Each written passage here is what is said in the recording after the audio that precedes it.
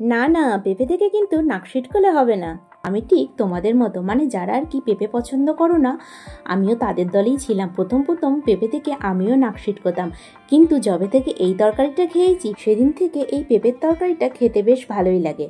আমরা সকলেই জানি পেঁপে আমাদের শরীরের পক্ষে ভীষণ উপকার। তা সত্ত্বেও কি বলো তো, যে জিনিসটা উপকার সেই জিনিসটাই আমরা খেতে বেশি অপছন্দ করি। যাই হোক, আজকের পেঁপের তরকারিটা বানানোর জন্য এখানে আমি একটা গোটা পেঁপে নিয়েছি। পেঁপেটা ভালো মতো ধুয়ে নেব, ধুয়ে কেটে নেব। পেঁপেটা প্রথমে টুকরো টুকরো করে ঠিক আলু পোস্ত যেরকম কাটে তার থেকে আরেকটু বড় সাইজের করে কেটে নেব। আর এই পেঁপের তরকারিটা খেতে গেলে তোমাদের পুরো রেসিপিটা কিন্তু একবার দেখে নিতে হবে। পেঁপেটা পুরোটা কাটা হয়ে গেছে। আর এখানে নিয়েছি একটা বড় সাইজের আলু। আলুটাও ঠিক ডুমো ডুমো করে কেটে নেব। ঠিক পেঁপেটা যেরকম টুকরো টুকরো করে কেটেছি, আলুটাও ঠিক টুকরো টুকরো করেই কেটে নেব।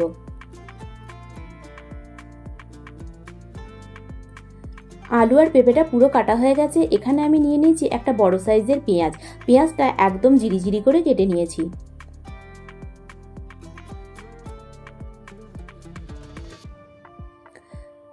পেঁয়াজটাও কাটা হয়ে গেছে। আর এখানে নিয়েছি মুসুরির ডাল। ডালটা আমি 2 ঘন্টা আগে ভিজিয়ে রেখেছিলাম। মুসুরির ডাল তো খুব বেশি টাইম লাগে না ভিজতে। মুসুরির ডালটা আমি একটা মিহি পেস্ট করে নেব। তারপর মুসুরির ডালটা ভালো মতো ফেটিয়ে নিতে হবে। মুসুরির ডালটা ভালো মতো ফেটালে কি হবে, বড়াগুলো নরম হবে। দিয়ে দিয়েছি কালো জিরে, পরিমাণ মতো নুন। তারপর মুসুরির ডালটা ভালো মতো ফেটিয়ে নেব। ফেটাতে ফেটাতে যখন দেখবে একটু সাদা ভাব হয়ে এসছে, তখন মুসুরির ডালটা জানবে ভালো মতো ফেটানো হয়ে গেছে। এদিকে কড়াইয়ে তেল দিয়ে দেবো।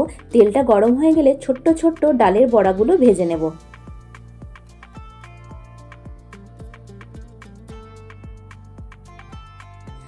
একদিক ভালো মতো ভাজা হয়ে গেলে আর এক সাইড উল্টে দেব।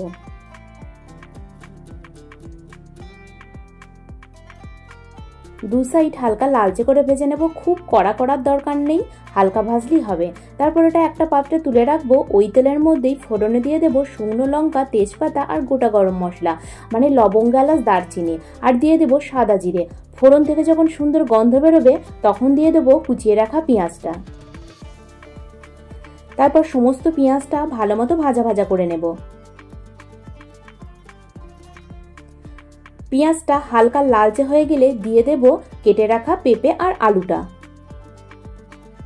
আলু আর পেঁপেটা সেদ্ধ করার দরকার নেই, এটা মশলার সাথেই কষে গেলে একদম ভালো মতো সেদ্ধ হয়ে যাবে।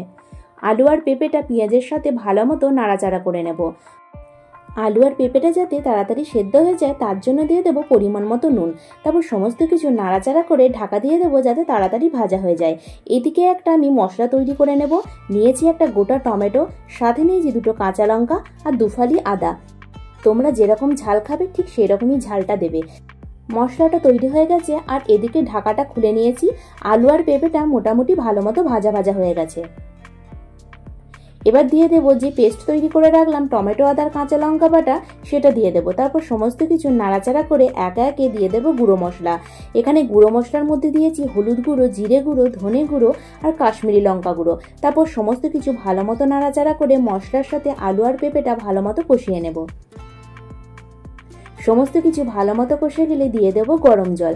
এখানে গরম জলটা দিয়েছি এই কারণে তাতে ঝোলের টেস্টটা বেশি ভালো লাগবে। আর ঠান্ডা জল দিলে ঠিক টেস্টটা সেরকম আসবে না। তারপর ঢাকা দিয়ে দেবো ভালো মতো সেদ্ধ হওয়ার জন্য। কিছুক্ষণ পর ঢাকনাটা খুলে নেব। আলু আর পেঁপেটা ভালো মতো সেদ্ধ হয়ে গেছে। এরপর দিয়ে দেবো ভেজে রাখা বড়াগুলো। তারপর সমস্ত কিছু ভালো মতো নাড়াচাড়া করে নিয়ে আরেকটু ফোটার জন্য অপেক্ষা করব। সমস্ত কিছু ভালো মতো ফুটে গেলে দিয়ে দেবো একটু স্বাদ মতো চিনি। চিনিটা তোমরা নাও দিতে পারো, কিন্তু যেহেতু পেঁপে আছে তার জন্য একটু চিনিটা দিলে খেতে বেশ ভালোই লাগবে। সমস্ত কিছু ভালো মতো ফুটে গেছে আর আমার একদম রেডি হয়ে গেছে আলু পেঁপে দিয়ে বড়ার তরকারি। নামানোর আগে দিয়ে দেবো একটু ঘি। ব্যাস একদম রেডি হয়ে গেল।